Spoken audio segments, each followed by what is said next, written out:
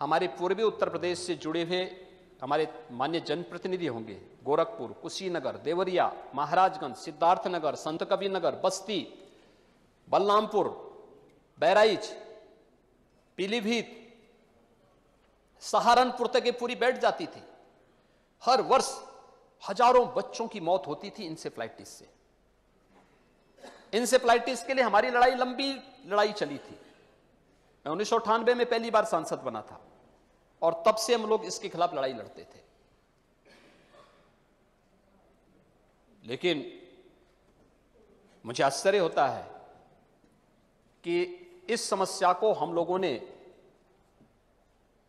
केवल उपचारात्मक करने का प्रयास किया। नहीं हो सकता था, उपचारात्मक नहीं था। उसके लिए हमें क्या तरीके अपनाए जाने चाहिए उसके बारे में कोई प्रयास नहीं हुआ था।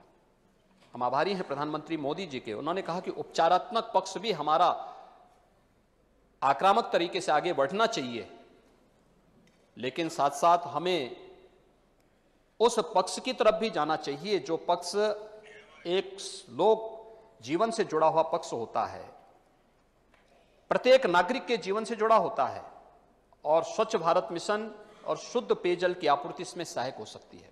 और महोदय, मुझे बताते हुए आज प्रसन्नता है, इंसेफ्लाइटिस जिसमें 40 वर्ष में, जिस महामारी के कारण 40 वर्ष में 50,000 से अधिक मासूम बच्चों की मौत हुई पूर्वी उत्तर प्रदेश में। और ये 50,000 बच्चे कौन थे? या तो दलित संवर्ग से मलिन बस्तियों में रहने वाले बच्चे थे या अल्पसंख्यक समुदाय के बच्चे थे। 50,000 से अधिक बच्चे मरे थे, लेकिन कभी किसी ने इसके बारे में ध्यान नहीं दिया। 2017 में हमारी सरकार आई, हमने अंतर विभागीय समन्वय समिति बनाई और फिर इस पर कार्य प्रारंभ हुआ। केंद्र और प्रदेश सरकार ने सामूहिक रूप से कार्य किया। यहां पे हमने हॉस्पिटल भी किए, पीको बनाए, मिनी पीको का निर्माण किया, हमने आईटीसी का निर्माण किया, इंसेफ्लाइटिस ट्रीटमेंट सेंटर जगह जगह भी स्थापित किए, और हमने शौचालय बनाने के साथ साथ शुद्ध पेयजल की आपूर्ति भी उन क्षेत्रों में करने का कार्य किया। आज परिणाम क्या है? इंसेफ्लाइटिस से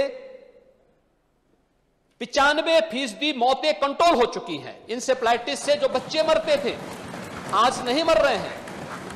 क्या ये शौचालय का परिणाम नहीं, शौचालय का निर्माण का परिणाम नहीं आया है? या वो बच्चे आपके वोट बैंक नहीं थे तो क्या आप उसके बारे में कोई कार्य योजना नहीं बनाएंगे? वो चौराहे में भाषण नहीं दे सकते थे, क्या आप उसके बारे में बोलेंगे नहीं? उन बच्चों की ही गलती थी या देश या प्रदेश उनकी उन प्रतिभा से वंचित रहा जो असमय कालकल्पित हुए? अन्यथा उनकी ऊर्जा हमें मिली होती, उनकी प्रतिभा का लाभ हमें मिला होता। हमारा तो एक एक किसान, हमारा एक एक श्रमिक, हमारा एक एक नौजवान हमारी ऊर्जा का प्रतीक है और हमें उस पर गौरव की अनुभूति करनी चाहिए। लेकिन उसकी उपेक्षा इसलिए होती थी क्योंकि वो मलिन बस्ती में रहता था, क्योंकि वो अल्पसंख्यक बस्तियों में रहता था, और उस स्थिति से उभारने का कभी प्रयास नहीं हुआ। और इसीलिए खिल्ली उड़ाई जाती है कि आप तो शौचालय बनाने में एक्सपर्ट हैं। भाई हमारी तो योग्यता वही है, भाई हम लोग तो वहीं से निकले हैं कि कैसे उस समस्या को हमने देखा तो उस समस्या का समाधान का रास्ता भी हम लोग निकालेंगे। और आभारी है पूरा देश, 10 करोड़ लोगों को देश के अंदर एक एक शौचालय देने का काम प्रधानमंत्री मोदी जी के नेतृत्व में।